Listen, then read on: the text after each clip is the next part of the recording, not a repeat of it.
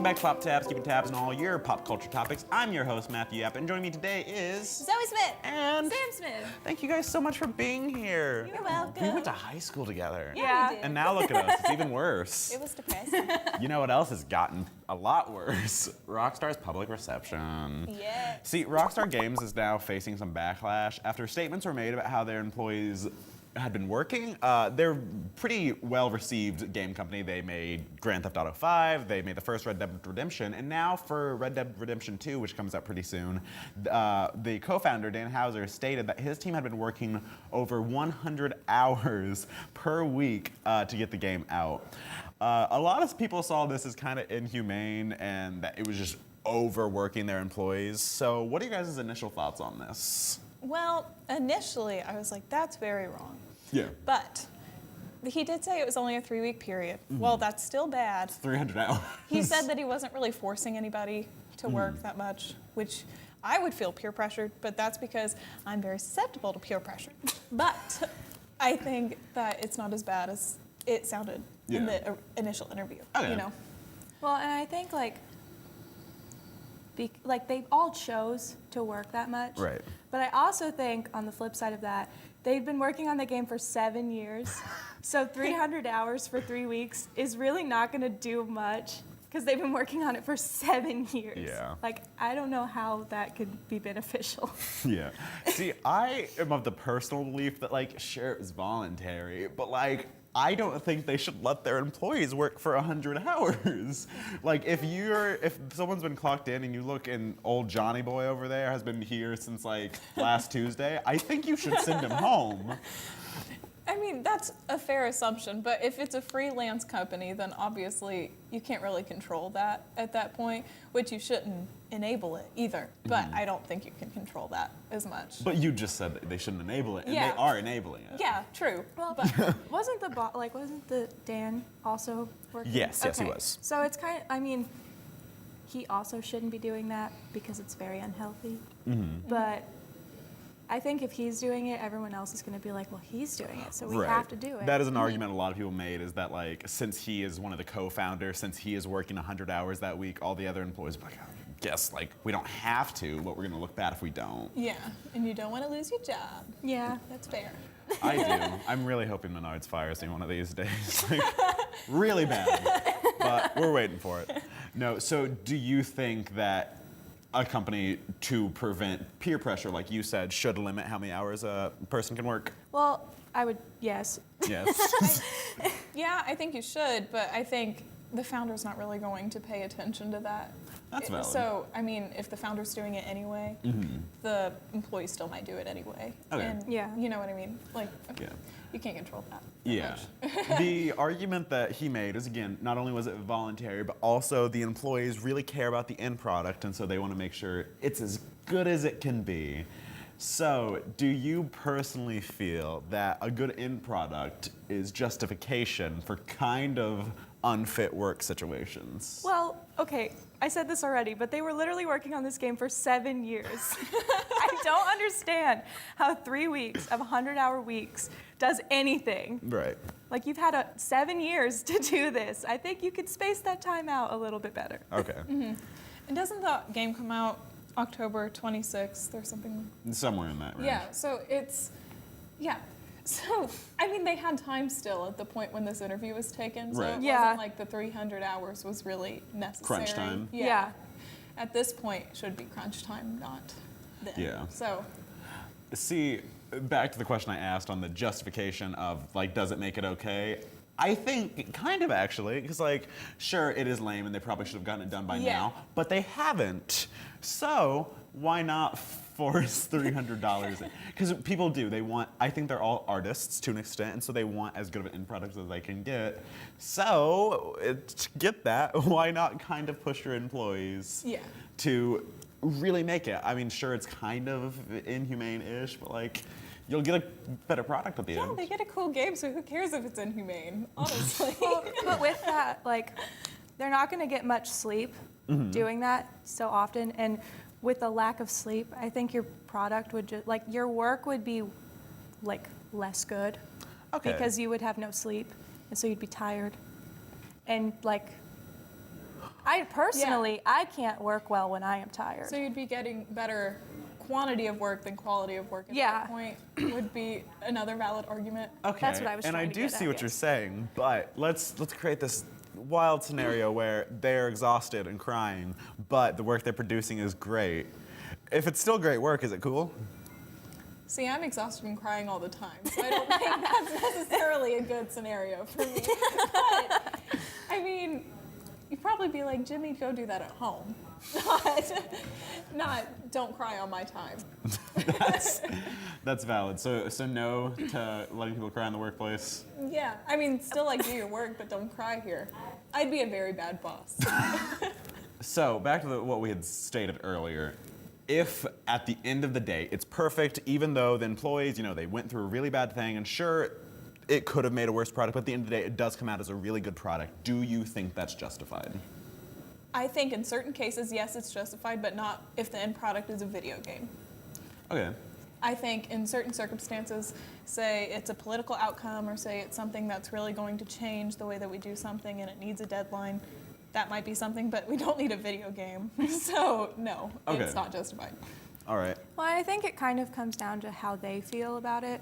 Like, Okay. if the people making it end up hating it in the end, even if everyone else likes it, it's kind of like, they wasted their time because they hate it. Because if you're spending that much time on something, I would hope you'd like it in the end. Yeah. I think where the line kind of crosses for me is like, this is a form of art. And so, yeah, like people will like this and they'll really enjoy it. Like they'll have a great time. But at the end of the day, should people really, just because even if they care a lot, like this is their art, this is what they're passionate about, they want this to come out super, super good. I don't think that we should like let an artist ruin their lives for something like a video game. Because video games Yeah. are art and they're great and they bring a lot of joy to people, but is it really going to help somebody? Yeah, deadlines can get pushed. Yeah. That's not worth a health risk. And Right. the people that have been wanting this game have been waiting for, need I remind you, 7 years. So I like, think what's another month? if it's like another month, they're going to be like, okay, well, this is fine. I have been waiting for 7 whole years. It's fine. So do you think companies should be allowed to, in terms of just like deadlines, if they say it's coming out this day and we're like a month before, are you guys okay with a company pushing back a game in order to like have workers have a better thing or get a better end product? Do you think companies continuously pushing back deadlines is justified? I mean, I don't think you should continuously push them back, but say you're not meeting a deadline and you're forcing your workers to work 100 hours a week, then yeah, you should push your deadline back Okay. at least once. Yeah. Fair.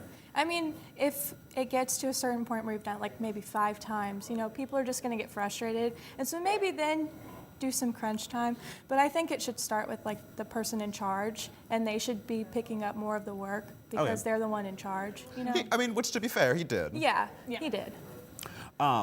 What I will say is, we all kind of were on the place where like we shouldn't force employees to work 100 hours a week, but we did say just now that like if you've already pushed it back once, don't keep pushing it back. They've been working on this for 7 years, so I actually really do understand why. Yeah. Rather than push it back again for 7 years, Yeah. we were just like, all right, guys, we're gonna work 100 hours and you might die. Yeah, Because people are replaceable, but video games aren't. yeah. And to be fair, they didn't force them to work the 100 hours again. Right. So, I mean, it'd Yeah. be one thing if they were forcing them to, too. But, I mean, they weren't forcing them there to get the end product either. Well, and I remember him saying in one interview that he's been working with the same people for like 12 years. Yes. And they've done this in the past too, like willingly. So I think maybe it's like, that's just how they work. Yeah, which actually does bring up a point of contention where Rockstar says, we're just doing this, we're letting them make that choice, whereas some former employees who had been working with him, they were part of that group that he worked with for 12 years, who are no longer with Rockstar, said, this is expected because this is how they force you to work. They want this great end product, and it's a crazy environment where it's just so difficult to work in. So while, yes, we're saying it's voluntary and they want to do this, some people are saying it's voluntary in the sense that, like, it's expected, but they won't say you should do it. So do you think that makes the situation any better, worse? How do you feel? I think it makes it worse. Yeah. Because if they're thinking, this is expected of me, I have to stay here, then it's not even like, oh, well, I didn't meet my deadline this week, so I'm going to go a little over. Yeah. Not a little over, like 60 60 hours, hours. but, it's less Good. Yeah. I think it's one thing if they're choosing to do it because they want to and they love what they're doing, versus if their boss is like, well, I'm not saying you have to, but if you don't, you know. Does that exact symbol. Yeah. Yeah. Killion. Speaking of things that are dead, Ariana Grande and Pete Davidson's relationship is super dead. Yeah. Yeah. Tragic. Like me. Are you? Inside. Fair. So, Pete Davidson, Ariana Grande, they had a pretty, I'd say, popular relationship in just the sense that everyone was talking about it. And unfortunately, it did come to an end. The couple, it was reported by TMZ that they had split and they didn't really publicly state on it, but now Ariana Grande's been seen without the ring, and they're both covering up their tattoos of each other with Band-Aids, which is why you don't get tattoos of your loved one, kids, because everyone will leave you. Everyone. Literally everyone. Maybe not everyone. No, everyone. A lot of people have now, they're really kind of, I guess, taking Ariana Grande's side in the sense that everyone online is mocking Pete Davidson. They are criticizing him. They're saying that he's going to be unemployed. His only claim to fame is gone, which Pete Davidson in the past has talked about his insecurities if he's not as good as Ariana Grande. So what are your initial thoughts on this? Well, I think that the reason that they're thinking this is because the only thing that's been outed as why they broke up is rumor. Right. And so they don't have a real reason to believe that he's a good person right now, because all the rumors are saying, oh, well, Pete Davidson did this, and that's why they broke up. Right. Pete Davidson, like, blackmailed Mac Miller, and that's why they broke up. It's all rumors right now, so they don't know what actually happened. So I would say, like, somebody said, oh, Matt, yeah, you dumped Ariana Grande? You suck. I would never. Let me be clear. Well, and I also think that Ariana Grande is going through a lot right now. So obviously people aren't going to like Criticize start her. bashing her because she is going through a lot. So they're gonna, and like when you're that invested in a relationship, even if you don't know them, you're gonna be like, well, I need to blame someone for this. So obviously people are gonna like gravitate towards blaming him. Right. No, I think a lot of what it is people just genuinely, Ariana Grande is more likable. Yeah. We went over in a previous check or pop tabs where Pete Davidson made some off-collar jokes, which he's kind of known for. He's kind of like this, and for lack of a better term, creepy kind of guy who makes these weird jokes. And while a lot of people really enjoy him, he's a much easier target than Ariana Grande. Yeah. Yeah. And so I think it's just easier for people to criticize him. Which is interesting because about a month ago, people really, really loved Pete Davidson. Yeah. Like, on Twitter, they talked about how cute they were together. Everyone loved them. They thought he was hilarious. People started, like, just randomly watching all his comedy specials. Yeah. He became known for what can only be described as, lack of a better term, big dick energy, which is what people on Twitter just kept referring to him having. Everyone loved the guy. And it so quickly and harshly turned. Why do you think that is? Well, when you dump Ariana Grande, you can only be described as stupid. To be fair, So- we don't know that he dumped her. Yeah, that's fair. Yes. So, but for the rumor's sake, he did dump her. Okay. So, That's valid, actually. yeah. I think. Sorry. Dumping Ariana Grande makes you lose your dick energy. It really does. I personally think that really what it is we live in what is described as a cancellation culture, where if somebody doesn't even really need justification why, but if one person on the internet says this celebrity is canceled, everyone hates them, and we're gonna go out of our way to hate them. I think it's pretty prevalent. If you look at Roseanne Barr, she had a lot of justification for why we hated her, but she went Yeah. from loved to hated. We see it all the time with celebrities. Very recently, I've noticed it a lot with Taylor Swift. After Reputation came out, everyone was like, Yeah. she's great. And then everyone was like, no, she needs to die. Yeah. She's the worst human that we've ever met. So why do you think people have such, I don't know, drastic reaction on the internet to where you can love someone so much and then immediately hate them and can't go back? Well, I think part of it, I think Pete Davidson is a less extreme case. But, you know, when somebody's being, like, blatantly racist and, like, kind of just like an awful human being, then that gets spread further when it's on the internet. Right. So then people are like, oh, well, I don't want to support this person if they're a bad person. And so that just spreads a little bit more. Okay. on the internet. So why do you think it happens to people who aren't blatantly racist, like Pete Davidson? Because he dumped Ariana Grande.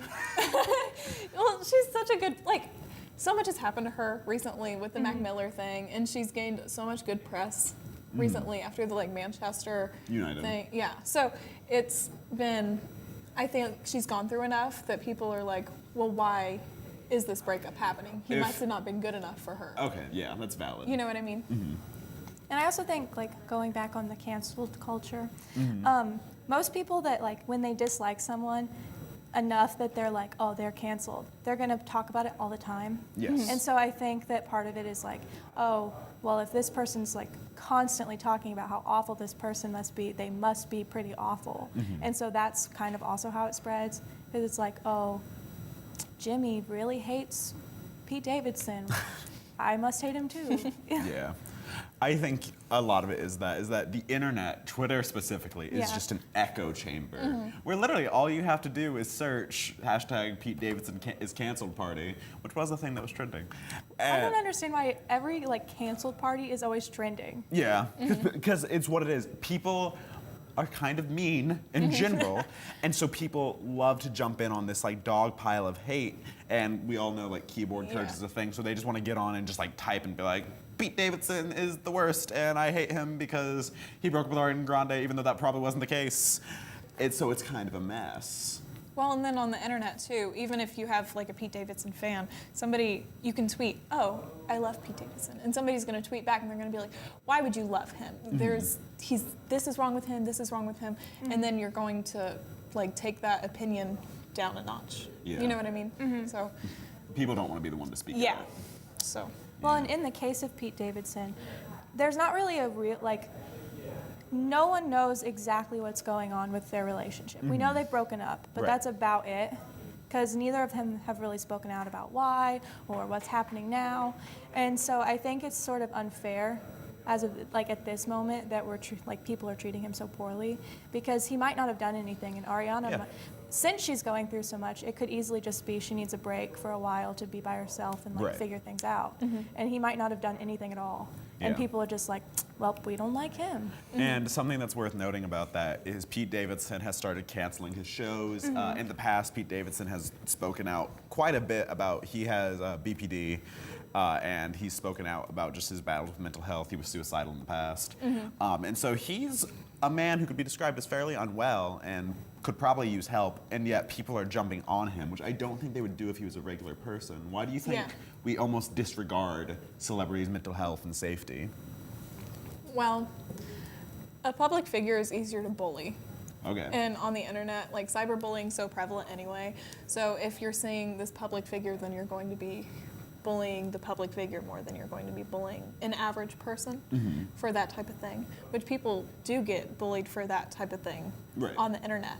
But they're not on as big of a scale, so it's not going to reach as many More people. people see it, so more people Yeah. will hate him. Yeah. Yeah, I agree. Do you think, I mean, obviously I agree with you that, like, since more people see it, more people hate it. Do you think I personally believe it's a little dehumanizing in a sense where we don't see celebrities as people, and so we see them as these, like, gods almost, where, like, nothing can touch them. And so when you start throwing, like, comments, because I, scrolling through Twitter, saw comments being like, he should kill himself, all these things. I feel like when people throw those things, they don't think about the fact that a real person sees them. Yeah. Yeah. So, Well, I think a lot of it is, like, some celebrities don't even run their own social media accounts. Right. So they just think, like, oh, okay, I feel this way, I can throw it out there, no one's going to get affected, they're not going to see it, they're famous. And so I think a lot of times when people do this stuff, they're not thinking, like, oh, I want them to see this, I want this to hurt their feelings. They're just like, I want to get my opinion out there and then move on. yeah. Well, like, when you're cyberbullying a celebrity, a lot of times it's seen more as opinion than actual cyberbullying. So, I mean, you would feel not as bad about that because it's a public figure. There are things you, I think, in general, wouldn't say to someone else, but because it's the celebrity, you're like, I can say that. Yeah. Well, and then there's, like, troll accounts too, where all they do is just post negative stuff about someone. Like, I know, like, there's a ton of Selena Gomez Instagrams that are like, Yeah. Selena Gomez sucks and she should die, which I don't agree with, but it's like, people just constantly feel the need to say stuff like that, but they have no like care if the person sees it or not. They just want to say it. Right. And see, something that I actually just noticed, when you said that, we laughed. I think we've gotten to a point of like desensitization. Why do you think we, as like just a people really, have gotten to this point where we want to follow accounts that are just full of hate, and we laugh when we see a part of it's being uncomfortable, but we are more okay with it when we see all these terrible things and tearing celebrities down the internet? Well, crap, what's it called? There's like shows that do that too. Yeah. I think it's E-News. I forget the name. But they'll just post celebrity stuff and they're like, oh, well, they did this bad thing and we hate them. So it's kind of just like mainstream culture as well. It's not just like social media that does Right. it. Because there's like platforms that actually are supposed to be reporting real news that are like, we don't like her because she did this and she should die. That's really I mean, I don't think they say Maybe they everyone don't should say kill like she should themselves, die, but they're very harsh. Yeah. And they just like it. They'll know something's a rumor. Yeah. Like TMZ will get stuff and they It's know all it's a TMZ rumor, does. but then they're like, well, I'm still gonna say it because I can. Yeah. Yeah. Even if TMZ knows something's fact, then they'll like embellish it Yeah. to make it a rumor at that point too. Yeah. So it's not. No, I really think it's this weird kind of almost people find it cathartic where you can't, I can't walk up to you and be like, Zoey, you suck so much and your career is terrible. But you do. I mean, I do, but I shouldn't. And so I think people find almost cathartic that they can go on the internet and just pick some random and Yeah. just like toss that at them. It's like Yeah. something that you can't typically do, and so why not do it on the internet? Yeah. Like, it's so much harder to say something to somebody's face because you know that there can be consequences if I say it to your face. Like, if I said, Matt, you suck, there's nothing keeping you from hitting me right now. But if I say it online, The you only can't- thing stopping us is the camera. You can't. That's true. But you can't hit a screen. You Right. know, I mean, you can, but it's not going to do much. Right. So, you know, you feel that sense of protection. Yeah, I agree. Especially if it's someone that you know you're not gonna see in real life. Like people can cyberbully. No one's gonna someone- run into Pete Davidson, Yeah. probably. And if they do, it's very slim chance that he's even gonna recognize you as the kid that told him to kill himself on Twitter. You know. Also, please, no one kill themselves. If you're Yeah. having suicidal thoughts, call this number. And don't tell anyone to kill themselves. Because that's bad. You know, mental health is a very dangerous thing, but you know why that's a big issue right now? Because BetterHelp.com is making a lot of people not deal with their mental health in the best of ways. Yeah. Recently, online counseling service, as it labels itself, BetterHelp.com, is an app that's been advertised quite a lot on YouTube and podcast. And the idea is that, you know, you, rather than going in and talking to somebody, you can set up and you can get phone calls with counselors, and you can text them, email them, all that jazz. So it's a less intimidating stance. And a lot of YouTubers, like I said, have started advertising for that. But now we've run into quite a bit of controversy because BetterHelp.com, despite in the ad reads for them, people say, you know, get professional help from a certified counselor in their terms and services, but not mentioned in the ad reads. It does say that they cannot guarantee you get a professional or even someone who is certified. Yeah. So, what are your initial thoughts on that?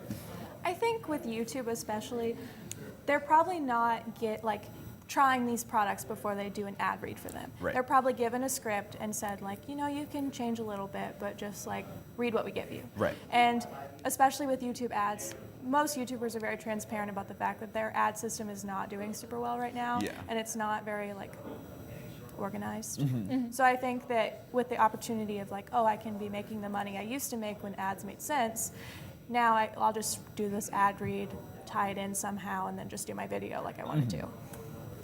Especially like an app like this would be something that you wouldn't really be able to try Yeah. in a sense like that. I mean, if you don't have any mental health issues, like great for you, but you're not going to be able to try this app Yeah. before it goes through on your channel. So yeah, you probably would not have the time to like really get a relationship with a counselor like developed before you have to be like, I loved it. It's not like Audible where I can just like go listen to a book. Yeah. It's like an actual counseling service, so you can't really say, oh, this is Yeah. legit. Well, and on top of that, if they are trying it, how many of them are clicking on the terms and services, Services. and like actually reading it before they're just like, oh, okay, well the app says it does this, so it does this. Because I think with an app like this, you're going to assume that they're like doing something good because the concept behind it is a good idea. It is a very nice concept. And you're gonna think, like, you're gonna hope that that's what they're actually doing. I do think it is. I think it's a really big issue, and I agree with you that I think the reason it's so like prevalent on YouTube is I don't think these people have looked into the product at all. I think they got an email one day that was like, "Hi, from BetterHelp, would you like us to sponsor your videos?" And they just ran with it. And I personally think that that is on the YouTuber. Do you guys think that if a product is doing harm or it comes out that something was wrong with it, it's on the person who is being sponsored to, I mean, they did choose to take the money and they did choose to do the ads for it. So do you think they should be held accountable for the issues with the app? In a sense, yes, but like I know for me personally, I watch the YouTuber Mikey from Glam and Gore, and I love her. And she's done many videos where she talks about like her own mental health issues and like where you can go to get help. And so I'm sure that with an app like that, like maybe she didn't do her research, but she probably assumed like, oh, this is a good thing. This will actually help people, and then just went for it. I'm sure most of them thought, oh, this is good. This will help my audience, and didn't look into it because they wanted to they thought, oh, this is great. Right. Which, with a lot of YouTubers, ads like these are how they get monetized. That's how they get their money. So if somebody's offering to give me money, I'm probably not going to do as much research into them. And if they're claiming that they're going to help people and that they have counselors available, I'm probably not going to do much research into that. It's something where it's easy to blame the person, but if you were in their shoes, you would probably do the same thing. And I mean, to be fair, that's probably true. I may have done the same thing, but I wasn't in their shoes. Unfortunately, this falls to them, and I really do think that they are at fault. Because a lot of these people, like Shane Dawson was one of them who was doing BetterHelp. He has a very young, very impressionable audience. And so all these kids are like, oh, Shane did this. And so he likes it. It must be good. And so a lot of these people are reporting they were like, I needed help with my mental health, and I paid for this app, and I sent counselors things, and I would want to get responses for days, or I'd get responses that were just like, that's hard, huh? Yeah. And so things aren't helping. So unfortunately, I'm glad I'm not in his shoes, but Shane Dawson did encourage people to do this. Yeah. And so the reason these kids are paying money and not getting help is on Shane Dawson, in my opinion. They also said in all of the ad reads that I saw that it's if you had an actual serious problem and you needed help immediately, they would give numbers or other resources to go to, and not to go to this app. So I think in that the app sense, was advertised that it was meant for anxiety, depression, and things that weren't immediately pressing. Yeah. So I think that in that sense, if people were having very personal issues that were very bad and they needed help immediately, they maybe should have gone to another resource. Not saying that the app is definitely at fault for false advertising, but I think that some people are probably upset, but they shouldn't have even gone to the app in the first place. Okay. Yeah. And same thing, I think if you're looking for someone to talk to about your problems and your mental health and everything like that, if you get no response or kind of a crappy response, you might think, wow, this isn't the app for me. You know what I mean? And you're not out that much money for an app at this point. But you are, because you have to pay monthly subscriptions for these apps. It was a good chunk of money to get the crappy responses. That's true. But so they do lose money. And yes, while they probably should have gone somewhere else, maybe, even if you just have regular depression, that is something that you need help with. Yeah. And so I think it's a little much just to be well, too bad. I mean, the app is definitely they should not have done this. Yes. But I think that a way that they can redeem themselves is to maybe get real counselors and go to these people that they've did wrong to and be like, hey, I'm so sorry about this other person. I'm an actual counselor. Would you like me to help you now? Would that make you feel, I guess, better about the YouTubers and the celebrities who have been advertising for this? Or do you think that they're already kind of if you don't research and a product goes wrong, do you think you're already kind of sunk? I think maybe, I'm sure that none of them have ever done research on any of their product that they've advertised, because like we said, like YouTube advertisements aren't exactly easy No, to they're get, and terrible. it's very hard for people that have been making money in the past to continue making this money. Mm-hmm. So I think that maybe now it will give them the initiative to be like, okay, now I should probably look into this. Mm-hmm. And it stinks that something had to happen for them to do it, but at least now, like from now on, people will probably, hopefully, look Yeah. into it. And if they don't, we can say, well, hey, remember what happened with BetterHelp? Yeah. Maybe you should have been better, and then we can put it on them. I see what you mean. Even if the YouTuber did a little bit of research, you probably still wouldn't find immediately, oh, some of their counselors are fake. Yeah. You know what I Yeah. mean? So, I mean, you probably wouldn't do too much research to begin with if I they're offering think you money. should read at least their terms and You, conditions. I mean, probably, but who reads the terms and conditions? You're getting money for it. No, I do see your point. Yeah. But that being said, a lot of people were criticizing the YouTubers in general because they said you shouldn't be selling mental health, basically. Yeah. Do you think it's wrong for YouTubers, not just this company, but just for YouTubers and people making ad money, to kind of target people who are mentally unwell? Because, I mean, that's really what it is. They're like, oh, you have depression, buy this. Do you think that's wrong? I've always thought that was kind of like jank, because like you, well, you watch like TV or something and you get an ad for like some medication, and they're Yeah. like, yeah, this will help your depression. Well, Side effects may include death. Like, yeah. So I mean, if they're advertising that to you and you're in this like kind of state of mind and you're like, I just want something to help, Right. then yeah, I think that is kind of jank. But I think in terms of like counseling, Yeah. and somebody saying, oh, well, counseling will help, counseling should help, and it's the app's fault again Yeah. that the counseling didn't help because they weren't going through the proper measures to make sure that everyone, Was qualified. yeah, so. I see. Well, that- I think like every advertisement has its target audience. Right. And maybe targeting people that are not in the best state of mind, that are kind of like susceptible to like making bad decisions because they're like having a hard time and they just want anything that can help them. Maybe not the best, but if you're thinking through your products and you actually want them to help people, it shouldn't be a problem. The issue comes where people are making things that aren't helpful, but that's kind of just like their problem. Yeah. You know? I have a friend who she's originally from London, and when she got to America, she said the strangest thing in the world to her was the fact that she was like, I saw like antidepressants on your TV, and I thought that was bizarre. Yeah. Because at least, I don't know about all of Europe, but at least in the UK, you're not allowed to advertise for antidepressants or anything like Yeah. medicine-wise. Other 'cause- places aren't allowed to do that. Yeah. Because you're not the doctor, you're not the physician, Right. you don't know what will work best for you. They don't want you walking in and be like, oh, no, doctor, I know you went to years of medical school, but I saw a commercial. I need this pill. Especially for something like mental health. If you go Right. in and request a certain medication, you don't know what that's going to do. You just saw To the you. commercial where she was like crying and now she's spinning in a field of flowers. Like, you want that. Yeah, I want to spend in that field of flowers. I've been crying for so long. I mean, I know this isn't the commercial's goal, but I feel like a lot of people probably take those and they think, okay, this might work. Right. And so I see those as more, this is just my personal opinion, but I see those more for people that are like already taking antidepressants and like the ones they're taking aren't really working. And so, oh, hey doc, I heard about this. Do you think we could try this and see if it'll work? And then the doctor can say like, oh no, that one's like not gonna work, or like, oh yeah, maybe we can try it. And so, I mean, I'm sure that's not the commercial's intended goal, but Right. I think that's probably how most people would take it. Yeah. But what are your closing thoughts on this or anything else we talked about today?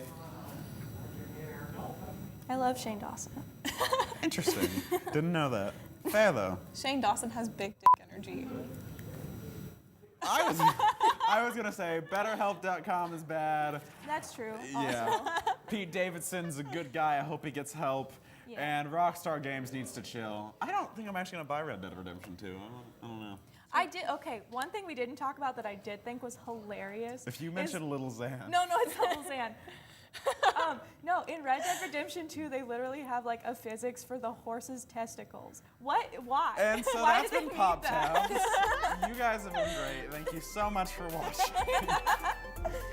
He's gonna close the door. He's gonna close the door. He closed the door. Wait. Okay. Just please, I'm begging you guys, give me 45 minutes of just good. Okay. Okay.